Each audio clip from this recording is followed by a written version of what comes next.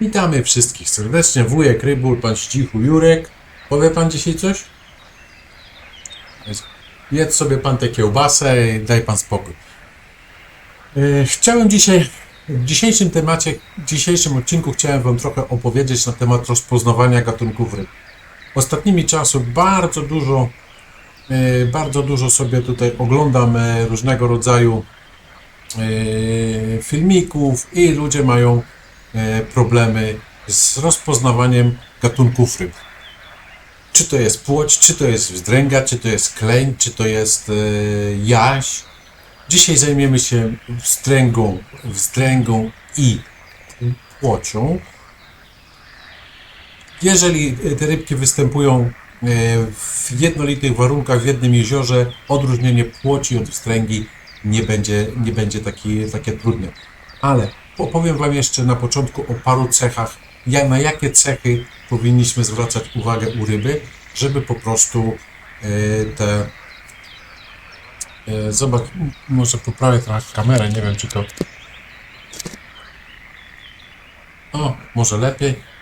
Na jakie cechy powinniśmy zwracać uwagę, chcąc określić, co to jest za ryba, żeby odróżnić, po prostu żeby odróżnić. Wiadomo, że pierwszą cechą to wiadomo jest kształt i budowa. Kształt i budowa ryby, wiadomo, że mamy i płaskie ryby, i mamy i płastugi, i mamy bocznie spłaszczone, na przykład karasie, bardzo fajnie między zielskiem się potrafią przeciskać. Mamy węgorze, mamy szczupaki torpedowe. No, po kształcie, no to jest bardzo, kształt określonego gatunku przybliża nam jaki gatunek ryby to może być, chociaż czasami karpie srebrzyste mogą być pomylone z karpiami złocistymi. Bywały też takie przypadki. A to dlatego, że ja miałem w stawie kiedyś karasie złociste i karasie srebrzyste i miały identycznie takie same warunki żywieniowe i higienę w stawie i powiem wam tak, że te srebrzyste łuska u tych srebrzystych zrobiła się taka złotawa i wygarbiły się i były okrągłe jak karasie złociste.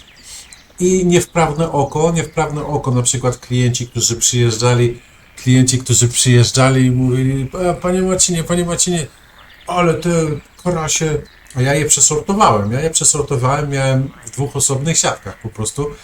I wędkarze przyjeżdżali sklepikarze i ludzie chcieli kupować do oczek wodnych czy tam do stawków i mówi: no przecież to jest taka sama ryba. A dosłownie wyglądały bardzo, bardzo podobnie, czyli niewprawione oko nie mogło odróżnić karasia srebrzystego od karasia złocistego. Ale to wszystko jest uwarunkowane właśnie występowaniem. Słuchajcie, może się zdarzyć tak. Jeżeli na przykład ryba żyje w jakiejś głębokiej wodzie, ona będzie ciemna, tej barwy będzie dominował kolor ciemny, tak? Na przykład szczupaki z głębokiej wody, one są ciemniejsze, one są ciemne. Jeżeli dno będzie ciemne, ryba będzie ciemna. Jeżeli dno będzie piaszczyste, ryba będzie taka jakby wyblaknięta, te kolory nie będą takie żywe. Mogą zanikać też kolory płetw. Na przykład w jakichś płytkich, nasłonecznionych wodach może być tak, że na przykład kolory płetw nie będą czerwone, tylko po prostu będą to szare albo nawet przezroczyste płetwy. I tak często się zdarza i wędkarze wtedy nie mają punktu odniesienia. Patrzą, pierwszy punkt, jaki patrzymy, oko. Nie? Patrzymy na oko. Ja wam tutaj wrzucę dwa takie porównania. Oczywiście nasza wszędobylska płotka i wzdręgi. No i pierwsze co patrzymy to jest oko u płoci wzdręgi. U wzdręgi te oko i będzie takie żółtawe. Będzie oko żółtawe, a u płoci jednak tęczówka oko będzie czerwone. Ale zdarza się tak, że po prostu jest mniej czerwona. To tak jak wam mówiłem, uwarunkowane to jest, gdzie te ryby występują. Ja na przykład widziałem takie ryby, Ja widziałem karpie, na przykład karpie, które mają czerwone płetwy, nie?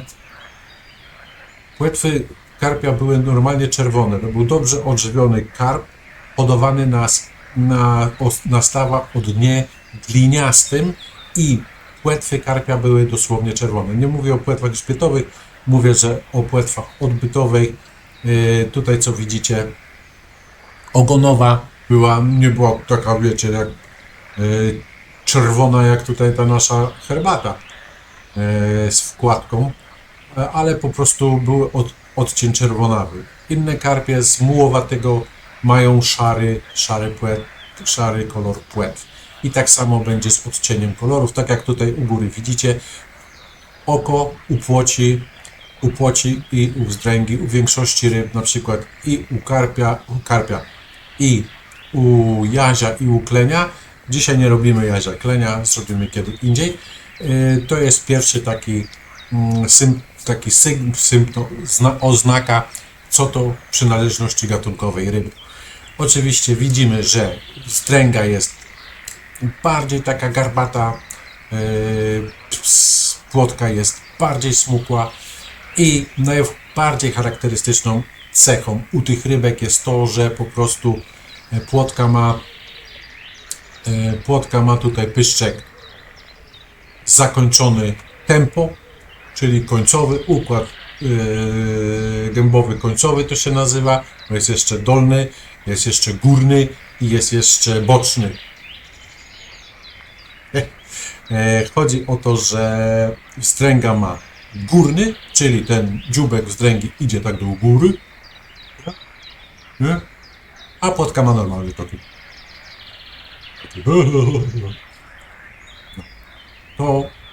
To są dwie takie cechy na pierwszy rzut oka, który każdy wędkarz powinien wiedzieć.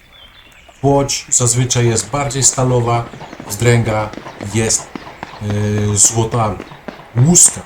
Bardzo ważną cechą właśnie rozpoznawania gatunków ryb, nie tylko tych dwóch, które omawiamy, też są łuski.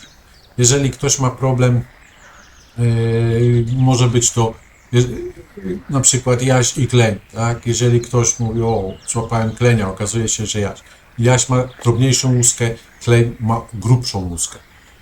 Problem jest, gdy pojawia się płotka i jaś, najczęściej mylona właśnie jest płoć mylona z jaziem albo jaś z płocią, no ale tutaj często i gęsto gabaryty jazia przesądzają o tym, że po prostu wiadomo, że to jest jednak jaś ma drobniejszą łuskę. Mówimy tutaj o płocie. I teraz patrzcie, następnym takim znacznikiem, którym możemy sobie odróżnić rybę od ryby, są płetwy. Kształty płetw. Nie wszystkie ryby mają identycznie takie same kształty płetw. Ja o płetwach zrobię Wam osobny odcinek, a teraz możecie się przyjrzeć tym rysunkom tutaj nade mną, jeden i drugi. I teraz te czerwone linie, które idą w połowie ryby, to jest linia, która pokazuje płetwę. Płetwa grzbietowa jest początek płetwy grzbietowej jest równy z początkiem płetwy brzusznej. Zobaczcie, przyjrzyjcie się u płoci nade mną i zobaczcie teraz u wzdręgi. I co zauważyliście? Jaką różnicę zauważyliście? Wygląd płetw jest prawie taki sam. Nie? No to już trzeba dobrze się przypatrzyć, żeby rozpoznać tylko po płetwach. Jakby ktoś Wam odciął na przykład tylko płetwy i pokazał, od jakiej ryby to są płetwy, no to byście między tutaj płocią a wzdręgą by były problemy, tak? Ale jeżeli widzicie całą rybkę, to u wzdręgi, tam, które to widzicie, linia czerwona pokazuje nam, że przebiegając w poprzek ciała, kończy się za płetwami brzusznymi. Widzicie? Bardzo prosty szczegół, bardzo łatwy do rozróżnienia. No i teraz jeszcze inne rzeczy są takie, że przeważnie Przeważnie wzdręgi żerują gdzieś w pobliżu płycizn, gdzieś przy powierzchni wody, dlatego mają ten dzióbek taki skierowany do góry. One zbierają z wody różnego rodzaju żyjątka. Oczywiście biorą na kukurydzę, oczywiście grzebią w dnie i z gruntu można je złowić. Tak, oczywiście, tak jest. Poza tym wzdręgi możemy łowić na większe przynęty niż, nie wiem czy zauważyliście, ale wzdręgę można złowić na większą przynętę niż płotka. Ponieważ jednak ten układ gębowy, tak, górny, po prostu jest większy i potrafi większą przynętę. Ja kiedyś łowiłem na rosówki, złowiłem parę wzdręg, ale to były już wzdręgi naprawdę dużej wielkości, takie koło kilograma. Chociaż i w trzcinach i złowimy i płotkę, i wzdręgę, jednak wzdręgę możemy złowić również i na błystkę, możemy złowić na przynęty pływające. Płoci jeszcze nie złowiłem nigdy na błystkę. Na małe obrotówki łowiłem kiedyś wzdręgi. Także to są takie najważniejsze na pierwszy rzut oka cechy ryb, które możemy je odróżnić. Później jeszcze dochodzą cechy inne, na przykład samiec od samicy, ale te cechy morfologiczne odróżniania samca od samicy to sobie zrobimy kiedyś inaczej. No i teraz powiem Wam taki ewenement, największe wzdręgi, jakie w życiu złowiłem, a łowiłem dużo wzdręgi. Poszliśmy kiedyś z kumplami, był marzec, śnieg z deszczem, zimny wiatr, normalnie jak cholera, a my poszliśmy na takie starorzecze, to jest starorzecze połączone z zimowiskiem ryb na Warcie. No i tak sobie mówimy, idziemy, a na piechotę, bo to byliśmy w internacie, byliśmy uczniakami w internacie, no to mówię, no to ładnie. Zanim tam doszliśmy, to wiatr nas przewiał, a taki mokry śnieg padający nas zmoczył. Byliśmy już tak zziemnięci, że jakaś masakra. Gdzie tu jeszcze łowić ryby, nie? No ale trafiliśmy tam w końcu na to stanowisko. Na robaczki oczywiście. Czerwony robak dla mnie to jest uniwersalna przynęta. Jeszcze nigdy mnie nie zawiódł czerwony robak. Nie muszę mieć jakichś dumbbellsów różnego smaku, rodzaju i kalibru. Czerwony robak jeszcze nigdy mnie nie zdradził. Tak, między nami wędkarzami. W każdym bądź razie o tych wzdręgach. Pierwszy rzut, takie opuszczone drzewo do wody, tak trochę, taki wiecie, tak jakby tym brzuchem dotykało tą wodę. Ja sobie za tym drzewkiem zarzuciłem pierwszy rzut. Wzdręga, nieduża wzdręga, jakieś 20 cm. I za jakiś czas, jak nęciliśmy tam tylko i wyłącznie takim starym chlebem, wiecie? To był marzec, to chodziło o to, żeby tylko po prostu, a poza tym dostępność zanęt różnego rodzaju i kalibru wtedy to była dosyć taka, nie na naszą kieszeń, dajmy na to. Mieliśmy chleb z kuchni, który mieliśmy zjeść, ale zabraliśmy w kieszeń, poszliśmy na pyk, zrzuciliśmy taką garstkę, wiecie, taki lekko rozmoczony, żeby tam tylko smurzyło i zaczęła się jazda z wzdręgami. Normalnie wyjeżdżały takie wzdręgi po kilogram. No, śmieliśmy się, że kiedyś takie, nie wiem, czy pamiętacie, te za komuny 2 złote takie czerwone było. Złote 2 złote. Złote 2 złote takie było. To śmieliśmy się, że łapaliśmy wzdręgi, które miały łuski wielkości 2 złotówki. Tak jak nie macie, to sobie poszukajcie tą 2 złotówkę i zobaczcie, jak one wyglądały. Pięknie, wzdręgi, takie wczesnowiosenne, można powiedzieć, wzdręgi na odnodze rzeki Warta. Oczywiście miejsca Wam nie powiem, a to wiecie już dlaczego na pewno, nie, swoich miejscówek też nie zdradzacie. Prawdopodobnie ta miejscówka już teraz nie istnieje, bo to lat temu było ze 20 parę, także więcej. 30 lat temu, bo 30 lat temu prawdopodobnie już ta miejscówka nie istnieje. No, także myślę, że troszeczkę Wam pomogłem, że możecie sobie sprawdzić. Pamiętajcie, że oko, kształt płetw, położenie płetw i położenie otworu gębowego, albo jak ten otwór gębowy wygląda, jest górny, dolny czy końcowy. Końcowy, czyli taka jak płoć, górny taka jak ma tutaj wstręga, i może być jeszcze dolny, na przykład jak ma certa. Certa też często jest mylona z jaziem, ma kompletnie inna rybka, ale początkujący wędkarze po prostu mylą. Tutaj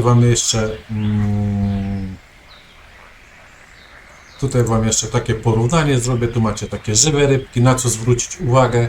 Proszę bardzo, u góry macie wstręgę i widzicie, i tutaj na przykład kolor wstręgi jest prawie identyczny, taki stalowy jak płoć, prawda?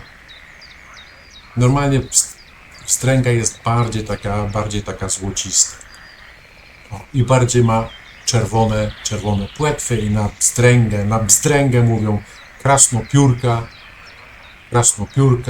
mówią na bzdręga, krasnopiórka, różnie na tą rybkę mówią. Ości ma dużo,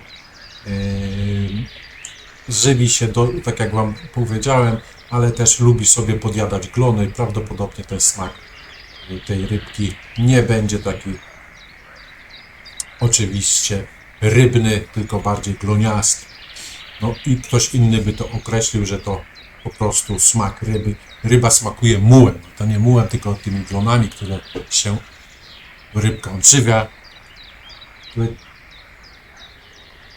Łyk wody. I mam jeszcze dla Was tutaj zagadkę.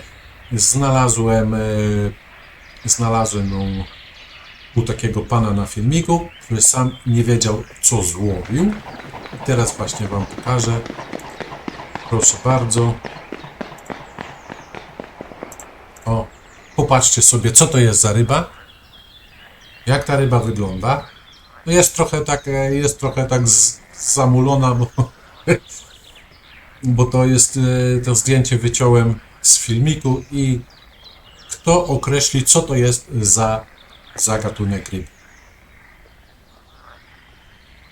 Kto potrafi określić, co tutaj widzimy za gatunek ryb? To jest dla Was takie zadanie domowe. Napiszcie w komentarzach. A tymczasem Borem Lasem pozdrawiam Was serdecznie.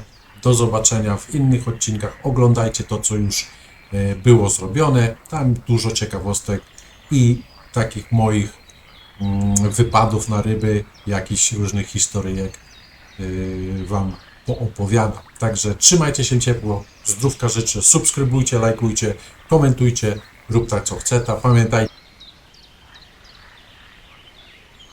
wie.